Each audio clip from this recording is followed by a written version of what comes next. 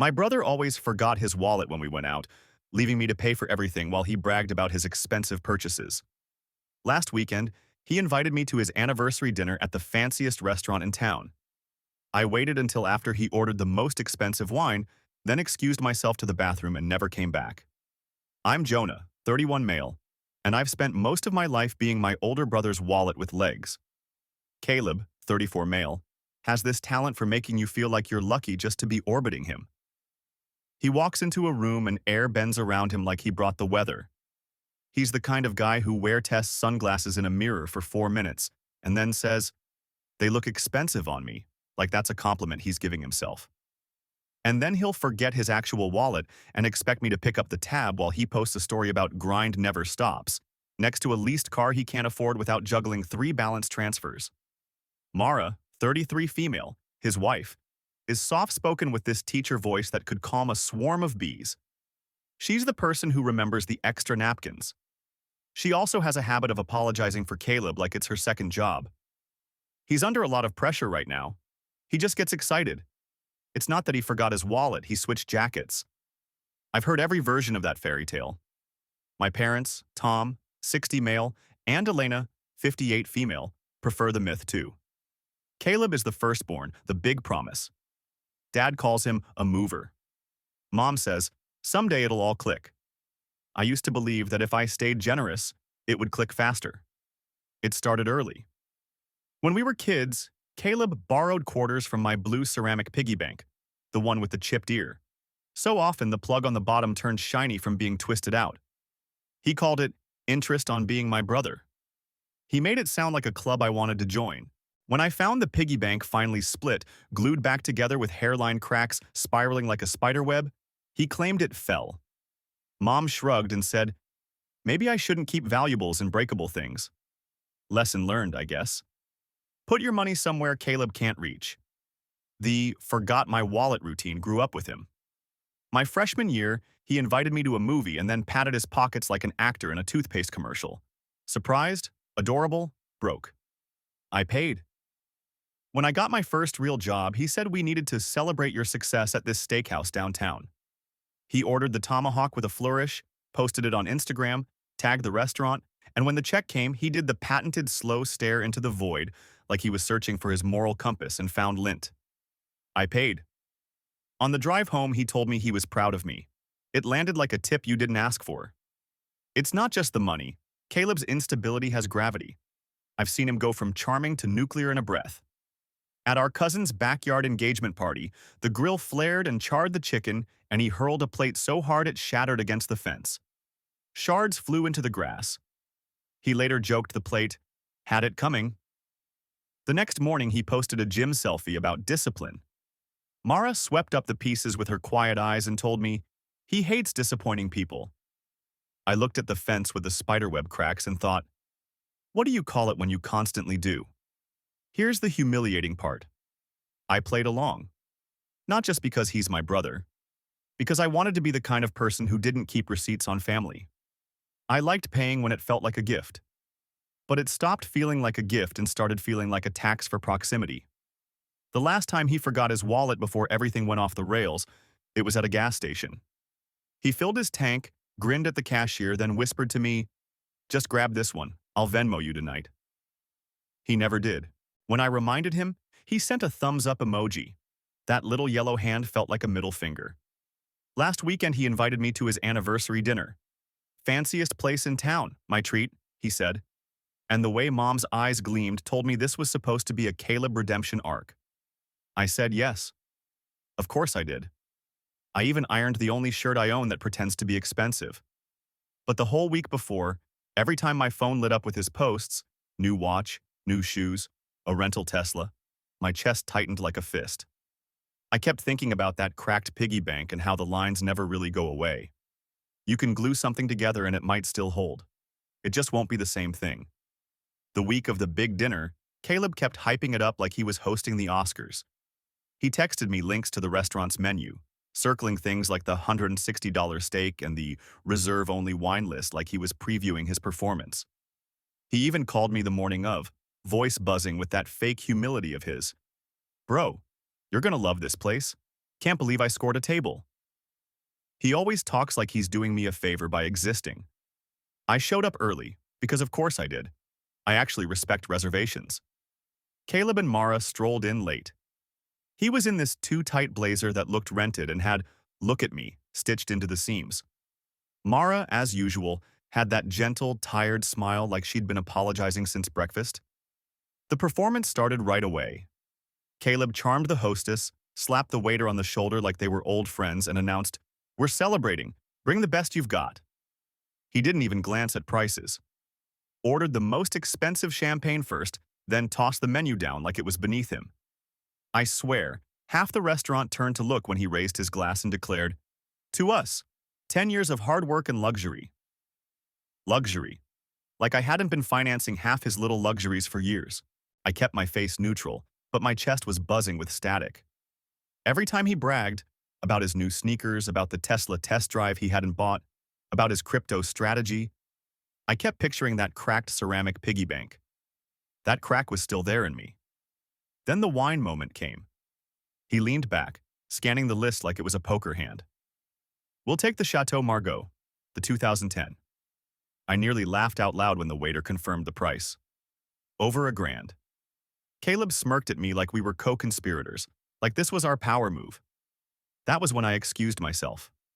Calm, casual. Bathroom. Except instead of the bathroom, I walked straight out. Past the maitre d', past the valet line, into the humid night air. My heart was pounding but light, almost giddy. I'd pictured doing this 100 times but never had the guts. This time I didn't hesitate. I just kept walking, each step loosening something that had been strangling me for years. Of course, that was only the beginning. Because Caleb does not go down quietly. 10 minutes later, my phone lit up with his calls. Then Mara's. Then Mom's. By the time I got home, I had 23 missed calls, 6 voicemails, and 2 texts from my dad saying, "Fix this now." The voicemails were pure Caleb. First one, all smooth. "Funny joke, bro. Come back and pay before I look like an idiot." Second one, sharp. "Are you seriously doing this? Don't humiliate me in front of my wife." By the fourth, he was screaming, voice cracking. "You piece of shit. You think this is funny? You ruined tonight." And then Mara's quiet message, barely audible over the clatter of plates and Caleb's rage in the background. "Jonah, please. He's making a scene." That was the moment I realized I hadn't just walked out of a restaurant. I'd lit the fuse on years of Caleb's instability, and now it was going to blow through everyone in its path. Don't forget to subscribe. When I didn't return, Caleb detonated right there in the restaurant. I didn't see it live, but Mara filled me in later, and some of it leaked through his voicemails too. Apparently, the second the waiter came back with the bottle and no paying brother in sight, Caleb's mask cracked. He tried bluffing, patted his pockets, did his usual, "oh man, forgot my wallet" routine. Except this wasn't a $40 dinner. This was a $200 bottle of wine already popped open and breathing on the table. When the staff pushed back, Caleb flipped. He raised his voice so the whole room could hear, yelling about negligent service and being disrespected as a paying customer. He even pointed at Mara and shouted, "Do you know who she is? Do you know who I am?" That's the thing about Caleb. When he feels cornered, he doesn't shrink. He grows teeth and starts biting at everyone. Mara tried to calm him, but he slammed his hand on the table so hard a wine glass toppled and shattered. Couples at nearby tables pulled out their phones. Someone actually recorded him screaming at the manager, calling it a shakedown and fraud. By the time the police were mentioned, Caleb turned on Mara, his own wife, accusing her of embarrassing him by not having his back. That was the breaking point for Mara. She quietly pulled her own card out, paid the bill, apologized to the staff, and walked out while Caleb was still ranting. She texted me afterward. "He's spiraling. I covered it, but he's furious. Be careful." Careful didn't cover it. Around midnight, there was pounding on my apartment door. I knew before I opened it who it was. Caleb's voice was unmistakable, a slurry mix of rage and desperation. "Open up, Jonah. You think you can humiliate me like that?" When I didn't answer, he kicked the bottom panel so hard the frame rattled. My downstairs neighbor yelled at him to shut up, which only added fuel. Caleb started shouting my entire life story down the hall. How I was pathetic, ungrateful, nothing without him. Every insult he could throw. And then came the threat that made my stomach drop. If you don't come out, I'll drag mom and dad into this. I'll tell them exactly what kind of backstabbing loser you are. That was the thing. Caleb always knew how to weaponize the family. He'd run to mom with half-truths, twist events, until suddenly I was the selfish one. And because he was the golden child, they usually believed him. I sat on the couch in the dark, listening to him rage and pound on the door, every thud making me flinch. Eventually, the building security showed up and escorted him out. But even as they dragged him away, he screamed down the hall, "You'll regret this, Jonah. You don't get to walk away from me." I didn't sleep that night. Just stared at the cracked door frame, thinking about how it looked exactly like that piggy bank he broke when we were kids, splintered, barely holding together. And I realized something terrifying. Caleb wasn't just humiliated. He was cornered. And when Caleb feels cornered, he doesn't stop at words. The next morning, I woke up to my phone buzzing nonstop. A family group text had blown up overnight. Mom, dad, even an aunt chiming in. Caleb had beaten me to the narrative.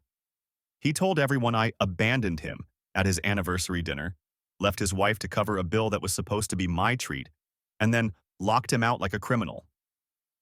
Dad's message was the worst. "You've always been jealous of your brother. This stunt was cruel." Mom added her usual softness that cuts deeper than yelling, "Jonah, you embarrassed the whole family. Caleb tries so hard." Tries so hard. That phrase kept bouncing around my head like a bad echo. Caleb trashed a restaurant, screamed at his wife, nearly broke my door, but I was the villain because I didn't pay his $200 ego boost. By noon, Caleb had escalated again. I walked out to my car and froze. Both my tires on the driver's side had been slashed, rubber hanging in curls like black tongues. A note was tucked under the wiper in his jagged handwriting. "Pay your debts, little brother." I stood there in the parking lot, heart hammering, neighbors glancing at me, pretending not to stare. It was pure Caleb, always making sure the fallout was visible, humiliating. He wanted me stranded, wanted me crawling back. I called Mara. She picked up whispering, like she didn't want him to hear. She admitted he'd come home at 3 a.m., still raging, throwing things. He'd smashed a lamp, punched a hole in the drywall. Their anniversary photo, the framed one they'd had on the wall, was lying face down in shards. She said he'd sworn to teach me a lesson. I asked her why she stayed. She went quiet for so long I thought the call dropped. Then she whispered, "Because when he calms down, he says he's sorry, and sometimes I believe him." That was when it hit me. This wasn't just about money. Caleb's chaos was a prison he built for all of us. I'd been buying my way out of his tantrums for years. Mara had been patching over the wreckage. And my parents were writing the legend that made it all sound noble. That night, Caleb wasn't finished. He showed up at my job. I work in a warehouse office, nothing glamorous, but around 6 p.m., he stormed in, still in that wrinkled blazer from dinner. He shoved my chair back, slammed his fists on my desk, and yelled, "You owe me! You humiliated me in front of my wife." When my boss stepped in to ask what was going on, Caleb turned it up, started shouting that I was a thief, that I'd stolen from family, that I was unstable. My boss pulled me aside afterward, said, "Handle your family, Jonah. We can't have scenes like that here." Walking out to my busted car that night, I knew something had to change. Caleb wasn't just draining me anymore. He was poisoning everything I touched. And for the first time in my life, instead of planning how to fix it, I started planning how to break him. Don't forget to subscribe. Okay, so, wow. I wasn't expecting the response I got when I first posted about walking out of that dinner. I thought maybe a handful of people would call me petty. Maybe a few would say, "Good for you." Instead, my inbox is a war zone. Half of you calling Caleb a textbook narcissist, the other half sending me memes about "forgot my wallet, bro," that made me laugh harder than I have in weeks. Some of y'all told me to go no contact. Others suggested everything from changing my locks, already did that, to staging a funeral for my wallet and sending Caleb the obituary. The creativity is unreal. Someone even DM'd me saying I should have ordered lobster to go before walking out. Respectfully, I wish I'd thought of that. But here's the part I didn't see coming. Reading your comments made me realize I'm not crazy. For years, I've been gaslit into thinking Caleb's behavior was just quirks or pressure. Nah. The dude is unhinged, and I've been footing the bill for it, literally and emotionally. Since that night, things have escalated. He slashed my tires, yes, really, screamed outside my apartment until security dragged him off, and showed up at my workplace trying to paint me as unstable. My parents? They bought his version wholesale. Mom actually texted me, he's only acting out because he feels abandoned. Like I'm a deadbeat dad who skipped visitation, not a brother who finally refused to fund his tantrums. The restaurant scene apparently went semi-viral. Someone who was there posted a clip of Caleb screaming about fraud and Mara paying the bill while he called her a traitor. My coworker showed it to me without realizing I was related. Let me tell you, watching strangers roast my brother in the comments was cathartic. The top one was, imagine flexing a $200 bottle of wine and then having your wife clean up your mess. Yeah, that's Caleb in a sentence. So here's where I'm at. I'm done being his piggy bank, his excuse, his fall guy. But cutting him off isn't enough anymore. Not after the harassment, not after he tried to wreck my job. He needs to feel what it's like to be humiliated on his own stage. And I know exactly how to do it. Because Caleb's entire identity is a performance. Instagram posts, fake flexes, bragging about money he doesn't have. He lives for the image.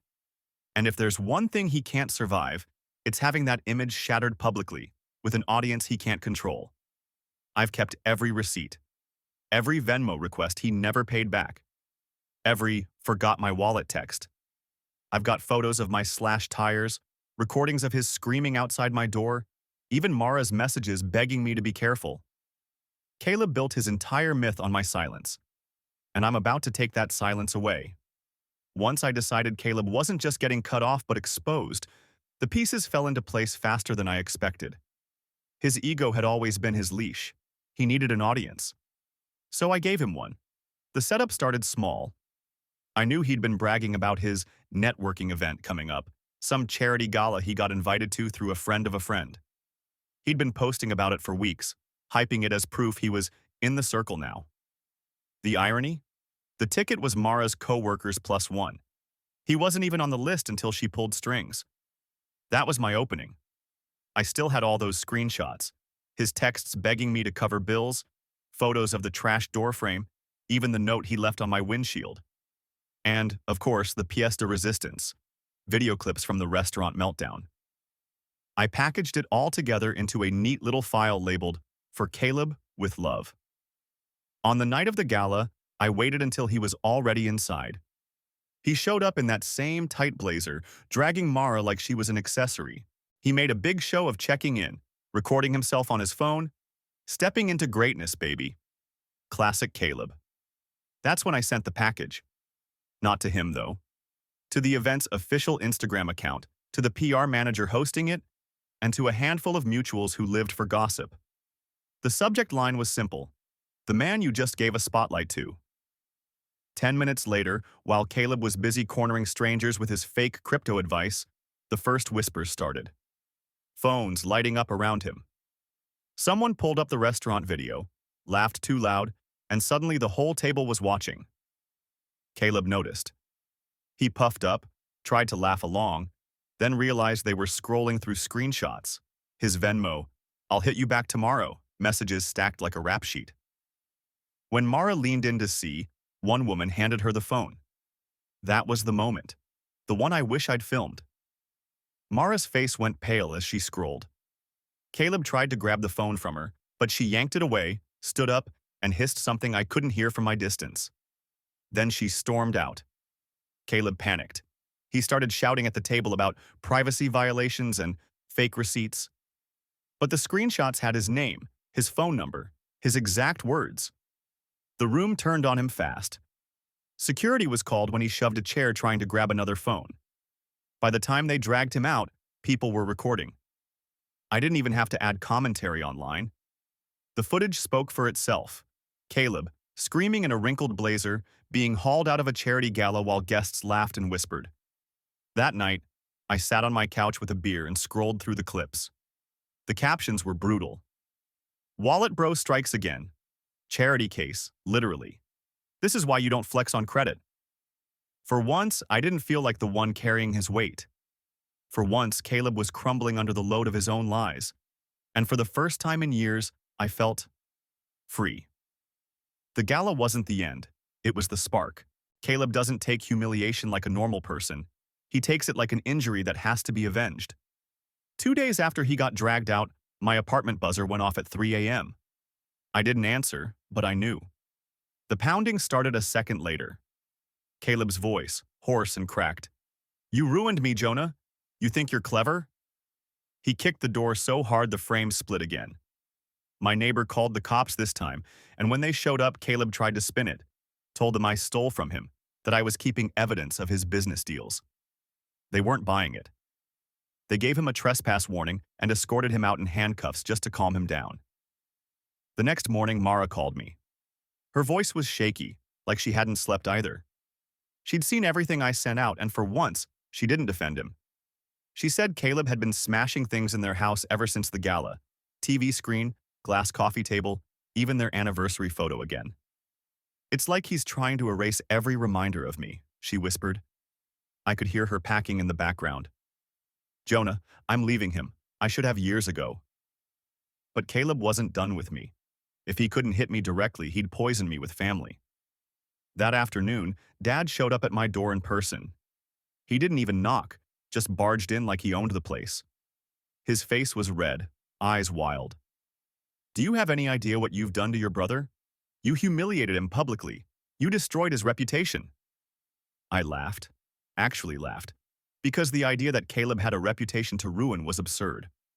But Dad wasn't joking. He jabbed a finger in my chest. "Family doesn't betray family. You're no better than an enemy." I told him flat out, "Family doesn't bleed me dry for 10 years and then slash my tires when I finally say no." That's when he lost it, swept the stack of mail off my counter, sent it flying. My hands were shaking, but I didn't back down. "Get out, Dad, or I'll make sure your name gets attached to Caleb's circus too." That shut him up. He stormed out, muttering about how I'd regret this. But honestly, I didn't regret a thing. Because while Caleb was spiraling, screaming in hallways, breaking furniture, dragging Dad into his tantrums, the world was finally seeing him for who he really was. His meltdown at the gala had been clipped and reposted on TikTok, racking up hundreds of thousands of views. Wallet bro was now a meme. Strangers were mocking him with captions like, "When you order the steak but forget the wallet." And Mara? She wasn't just leaving him quietly. She texted me later that night. "I want people to know the truth. I'm done covering for him." Which meant Caleb wasn't just about to lose me. He was about to lose the one person who'd kept his disasters hidden for years. Update 2. All right, checking back in because holy hell, the last few days have been insane. When I first posted about the dinner stunt, I thought that was the peak. Then the gala happened, and now my brother has basically become a meme. People are tagging me in TikToks of him screaming at security with captions like, "When your wallet is always in your other pants," and POV, "You're flexing on credit." It's surreal seeing strangers roast him harder than I ever could. Some of y'all in the comments from my last post said, "Don't poke the bear, he'll go nuclear." Yeah, well, congratulations, you predicted it. Caleb showed up at my door at 3 a.m., screaming like a man possessed, trying to kick it down. Cops had to drag him off. My neighbor sent me a video from the peephole, him pacing the hallway barefoot, yelling about how I stole his legacy. It's equal parts terrifying and pathetic. And yes, to the people who messaged me, "Your family will side with him no matter what." You nailed that too. Dad barged into my place, shoved me, trashed my mail, and told me I was worse than an enemy for exposing Caleb. Mom keeps texting me essays about forgiveness, how Caleb just feels cornered, like he's a raccoon, not a grown man who slashed my tires. But here's the twist none of us saw coming. Mara's done covering for him. She called me while she was packing, voice shaking, and told me she's leaving. She's finally admitted she's been living in fear of his tantrums for years. She said seeing those receipts, all the Venmos, the videos, the note he left on my car, snapped something in her. For the first time, she sounded like she believed herself instead of his excuses. Reddit comments actually hit her too. She saw some of the reposts of Caleb's meltdown and read how strangers called her the real MVP for paying the bill. She told me, "I don't want to be the one always cleaning up his mess anymore. I want people to know what he really is." So yeah, that's where we're at. Caleb's a viral punchline. My parents are furious at me. Mara's leaving him. And my apartment doorframe looks like a crime scene. And honestly, for the first time in years, I don't feel like I'm the one drowning. I feel like I'm finally standing on dry ground, watching him sink in his own chaos. But something tells me Caleb's not done. He never is. Mara left him 2 nights after the gala. She didn't do it quietly either. She waited until he was out at the gym, hired movers, and cleared half the house in 3 hours flat. Clothes, documents, even the furniture she'd bought with her own money. When Caleb came back to an echoing living room and divorce papers on the counter, he went feral. He called me first, of course, screaming that it was my fault, that I'd poisoned his wife. I didn't even pick up. I just watched the voicemails pile in. By midnight, Mara texted me a photo of the busted remains of their flat screen, glass all over the carpet. Caleb had hurled a chair through it. She wrote, "This is what you saved me from." The next day, Caleb escalated from destruction to desperation. He showed up at our parents' house, dragging his broken blazer and broken pride. Mom immediately folded, cooked him breakfast, patted his back, told him he was just under pressure. Dad called me, demanding I come over and make peace. When I refused, Caleb decided to make the war public. He posted on Facebook a long, unhinged rant about how I'd betrayed family for internet clout, attached some blurry photo of my apartment doorframe, and claimed I staged the slashed tires to ruin him. He tagged half the family, old friends, even co-workers. But the comments didn't go the way he expected. People dropped links to the viral gala clip. Others dug up his old posts bragging about never paying a bill in years. Strangers were tearing him apart in his own comment section. Watching him try to fight every reply, typing in all caps, accusing everyone of jealousy, was like watching someone drown while swatting the water. That's when he decided if the internet wasn't on his side, he'd take it to the streets. Literally. 2 nights later, he drove to my apartment again, except this time he didn't come alone. He dragged Dad with him, maybe thinking the family authority would force me to open the door. They pounded for 20 minutes, yelling loud enough to wake the whole building. I stayed put, phone recording the whole thing. At one point, Caleb tried to pry open the lobby door with a crowbar. Dad actually shouted, "He deserves this," as neighbors peeked from their doors. Security and police showed up again. This time, Caleb wasn't lucky. They charged him with trespassing and property damage. Dad nearly got cuffed too for obstructing. I handed the cops my video, and they nodded like they'd seen this movie before. As they hauled Caleb away, still thrashing and screaming that I'd ruined his life, a thought hit me like cold water. For the first time ever, his tantrum didn't land on me. It landed on him. The paper trail, the videos, the witnesses, they'd stopped making me the villain. Caleb was finally standing in the wreckage of his own making. And this time, no amount of forgetting his wallet was going to buy his way out. The arrest broke him. Caleb had always skated by on charm, excuses, or mom's tears in the right ear. But trespassing and property damage don't vanish with a smirk. Court dates stacked up, and Mara wasn't there to bail him out anymore. She filed for divorce the same week and attached screenshots of his abuse to her petition. The woman who used to sweep up his broken glass now swept him out of her life. Mom tried to rally the family. She hosted a family dinner where she begged me to drop charges, begged Mara to reconsider, begged Dad to be strong for his son. It was pathetic. Dad, to his credit, or maybe just exhaustion, finally snapped. Elena, he's 34 years old. He slashed his brother's tires. He broke into his apartment. He's not a victim. He's a criminal. That shut Mom up for the first time in my life. Meanwhile, Caleb kept digging. He sent me threatening letters from burner accounts. He left voicemails alternating between sobbing apologies and screaming promises to destroy me. Each one I saved, forwarded to the detective handling his case. Piece by piece, his arsenal of lies was turning into evidence against him. The court ruled fast. Probation, mandated therapy, a restraining order keeping him 500 feet from me and Mara. Watching the judge tell him, "You are not the victim here, sir," was like watching someone finally smash his script in half. He left the courthouse looking small for the first time ever. Not dangerous. Just small. Mara moved into her sister's place across town. She texted me a photo of her new living room. Messy, peaceful, with no holes in the walls. "Feels like breathing again," she wrote. I told her she deserved it. She told me I did too. As for me, I went back to my apartment, fixed the busted frame on my door, replaced the tires. I kept Caleb's last note, the one scrawled and left on my windshield. "Pay your debts, little brother." I taped it inside the old cracked piggy bank I still had tucked away in a box. The glue lines were still there, faint but permanent. I realized that's what Caleb had been all along, a crack in the foundation I kept pretending I could patch. But some things aren't meant to be fixed. Some things need to be left broken.